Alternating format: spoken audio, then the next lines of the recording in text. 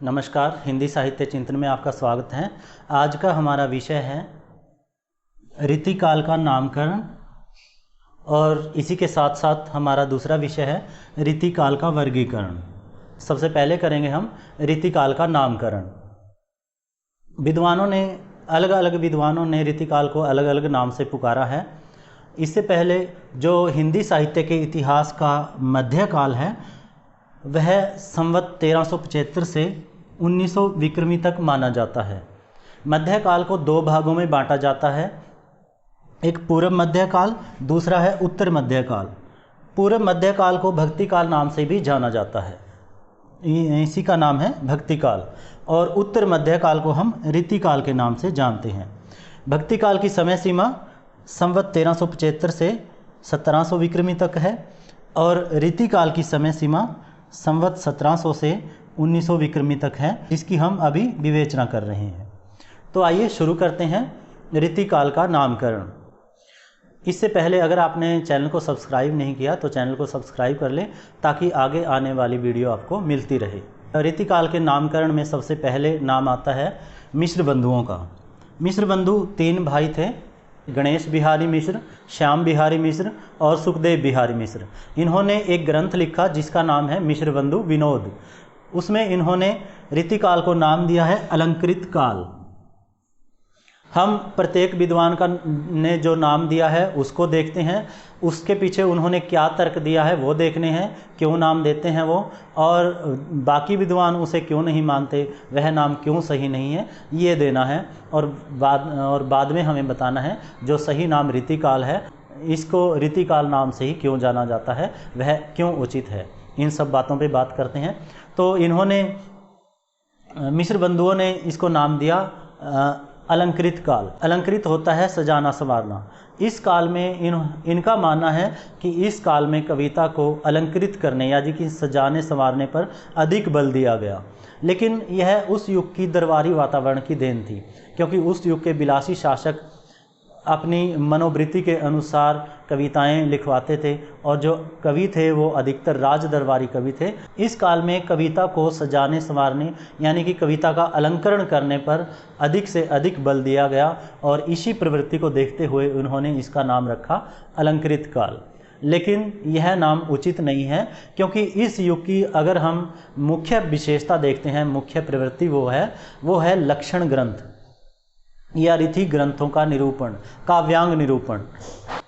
लक्षण ग्रंथ या रीति ग्रंथ या काव्यांग निरूपण क्या होते हैं वो हम आगे बात करेंगे विस्तार से। लेकिन इन्होंने इस काल की सबसे प्रमुख प्रवृत्ति है लक्षण ग्रंथ। यदि हम इस काल को अलंकृत काल कहते हैं तो इस काल की जो प्रधान प्रवृत्ति है लक्षण ग्रंथ, उसका समावेश इस नामकरण के अंतर्गत नहीं हो पाता, इसीलिए हम इसको अलंकृत काल नाम नहीं दे सकते। मिश्र बंधुओं के बाद अगले विद्वान हैं आचार्य विश्वनाथ प्रसाद मिश्र। इन्होंने इसको नाम दिया श्रृंगार काल। इस काल की कविता का प्रधान रस श्रृंगार रस रहा है। इस प्रवृत्ति को देखते हुए उन्होंने इसको नाम दिया श्रृंगार काल। आचार्य रामचंद्र शुक्ल भी श्रृंगार काल के बारे में लिखते हैं कि ये तो सच है कि इस युग में श्रृंगार और वीर रस की प्रधानता रही है और उनमें भी श्रृंगार रस की अधिक प्रधानता रही है। अगर कोई इसे श्रृंगार काल कहना चाहे तो स्वेच्छा से कह सकता है, लेकिन इसके बावजूद भी आचार्य रामचंद्र शुक्ल रीति के एक दृढ़ आधार को त्यागने को तैयार नहीं है। दूसरा जो इस काल की प्रधान प्रवृत्ति है लक्षण ग्रंथ, उसका समावेश भी इस नामकरण के अंतर्गत नहीं हो पाता है, वह भी उपेक्षित हो जाता है, इसीलिए भी हम इसे श्रृंगार काल नाम नहीं दे सकते। आचार्य विश्वनाथ प्रसाद मिश्र के बाद अगले जो विद्वान आते हैं डॉक्टर रामकुमार वर्मा। डॉक्टर रामकुमार वर्मा ने इसको नाम दिया कलाकाल और यही नाम डॉक्टर रमाशंकर शुक्ल रसाल भी इसको कलाकाल कहने के पक्ष में है। डॉक्टर रामकुमार वर्मा का मानना है कि इस काल में कला पक्ष पर अधिक बल दिया गया, यानी कला पक्ष अलंकार करने पर, कविता को अधिक से अधिक सजाने संवारने पर, यानी कि कविता को अधिक से अधिक सजाने संवारने पर कलात्मक पक्ष के ऊपर अधिक बल दिया गया और इसी प्रवृत्ति को देखते हुए और इसी कलात्मकता को देखते हुए इन्होंने इसका नाम दिया कलाकाल। लेकिन यह कला काल नाम भी इसका उचित नहीं है, क्योंकि काव्य के दो पक्ष होते हैं, एक कला पक्ष और दूसरा भाव पक्ष, और दोनों एक दूसरे पर आश्रित रहते हैं। काव्य के अंदर कला पक्ष का भी होना जरूरी है और भाव पक्ष का भी होना जरूरी है। भाव पक्ष के बगैर काव्य नहीं माना जाता। तो लेकिन अगर हम इसको कलाकाल नाम दे देते हैं तो उसके अंदर भाव पक्ष है जो वो उपेक्षित रह जाता है, अनदेखा रह जाता है, इसीलिए हम इसको कलाकाल नाम नहीं दे सकते। दूसरा जो इससे पहले मिश्र बंधुओं ने नाम दिया था इसको अलंकृत काल, वह भी ये कला काल भी उसी से मिलता जुलता है, क्योंकि अलंकृत काल अलंकार भी कला के अंतर्गत आ जाते हैं।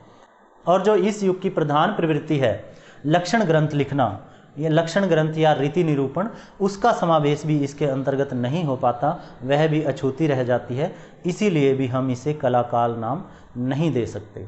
डॉक्टर रामकुमार वर्मा के बाद अगले जो विद्वान आते हैं वो है आचार्य रामचंद्र शुक्ल। इन्होंने इसको नाम दिया रीतिकाल। रीति का अर्थ पद्धति मानते हैं, शैली या काव्यांग निरूपण।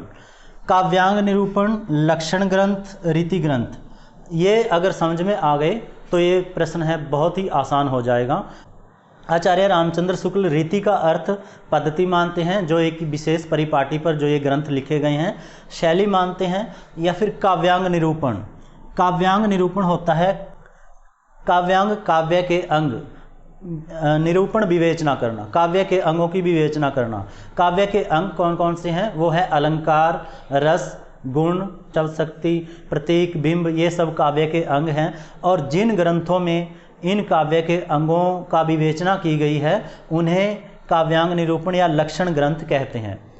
काव्य के लक्षण क्या होते हैं? जैसे अगर हम उदाहरण के साथ समझें, अगर हम कहें कोयल है जो पक्षी, उसके क्या लक्षण हैं, तो हम कहेंगे कोयल काली होती है, उसका एक लक्षण है। कोयल मीठा बोलती है, कोयल की आवाज़ बहुत मधुर होती है, ये उसका लक्षण है। उसी तरह से काव्य के जो लक्षण हैं वो क्या है कि काव्य के अंदर गुण होने चाहिए, काव्य के अंदर रस होने चाहिए, अलंकार कौन कौन से हैं, शब्द शक्ति, ये सब काव्य के अंग हैं। और जिन ग्रंथों में काव्य के अंगों की विवेचना की गई है, उदाहरण देकर उदाहरण के साथ उनका निरूपण किया गया है, उन्हें कहते हैं लक्षण ग्रंथ या फिर रीति ग्रंथ। क्योंकि रीति का अर्थ ही काव्यांग निरूपण है, और वहाँ से जिन ग्रंथों के अंतर काव्य के अंगों का निरूपण किया जाए वो होते हैं रीति ग्रंथ या लक्षण ग्रंथ। आचार्य रामचंद्र शुक्ल ने कालों के नामकरण प्रधान प्रवृत्ति के आधार पर किए हैं।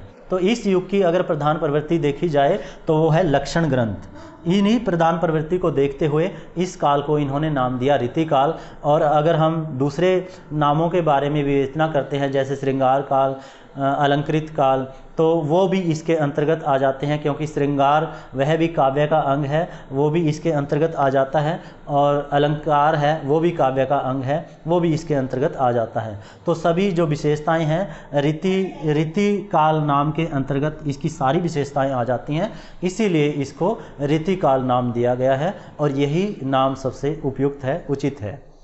और निष्कर्ष रूप में हम कह सकते हैं कि श्रृंगार काल, रीति काल, कला काल आदि जो काव्य की आंतरिक विशेषताएं हैं वो सभी रीति काल नाम के अंतर्गत आ जाती हैं।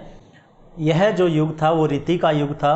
रीति की पद्धति पर चलते हुए इस काल के कवियों ने अधिक से अधिक लक्षण ग्रंथ लिखे हैं, और रीति ही इस युग की सबसे प्रधान प्रवृत्ति है, इसीलिए इस काल को रीति काल नाम कहना ही सबसे उपयुक्त है। तो साथियों, हमारा पहला विषय जो रीति काल का नामकरण था वो पूरा हो जाता है। अगर वीडियो अच्छी लग रही है तो चैनल को सब्सक्राइब ज़रूर कीजिएगा। अगला जो हमारा विषय है रीति काल का वर्गीकरण, वो भी कर देते हैं। आइए देखते हैं रीति काल का वर्गीकरण। हमारा विषय है रीति काल का वर्गीकरण। विद्वानों ने रीति काल को 3 वर्गों में बांटा है।